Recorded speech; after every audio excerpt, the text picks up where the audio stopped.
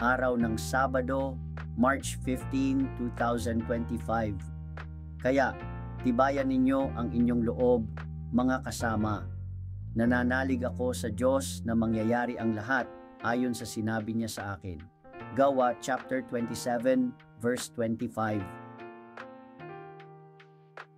Ang Gawa chapter 27 verse 25 ay isang talata mula sa Bagong Tipan ng Biblia. Ito ay isang bahagi ng kwento ni Pablo, isang apostol na naglalakbay sa dagat patungo sa Roma. Sa talatang ito, sinabi ni Pablo sa mga kasama niya na tibayin ang kanilang loob at mananalig sa Diyos dahil mangyayari ang lahat ayon sa sinabi niya sa kanila. Ang konteksto nito ay ito. Ang talata ay matatagpuan sa gitna ng isang malakas na bagyo na kanilang nararanasan sa dagat. Ang barko ay nasa panganib na malunod at ang mga kasama ni Pablo ay natatakot. Ngunit si Pablo, na may pananampalataya sa Diyos, ay naniniwala na ligtas sila.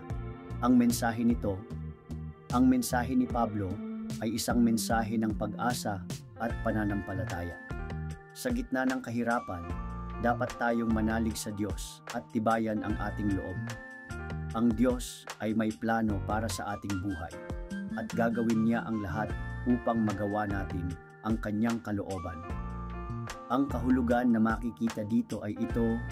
Ang talatang ito ay nagpapaalala sa atin na ang Diyos ay laging kasama natin kahit sa panahon ng kahirapan. Ang kanyang kapangyarihan ay mas malaki kaysa sa anumang hamon na ating kakaharapin. Dapat tayong manalig sa Kanya at tibayan ang ating loob dahil alam nating gagawin niya ang lahat para sa ating ikabubuti. Thanks God. To God be the glory. Hallelujah. Amen.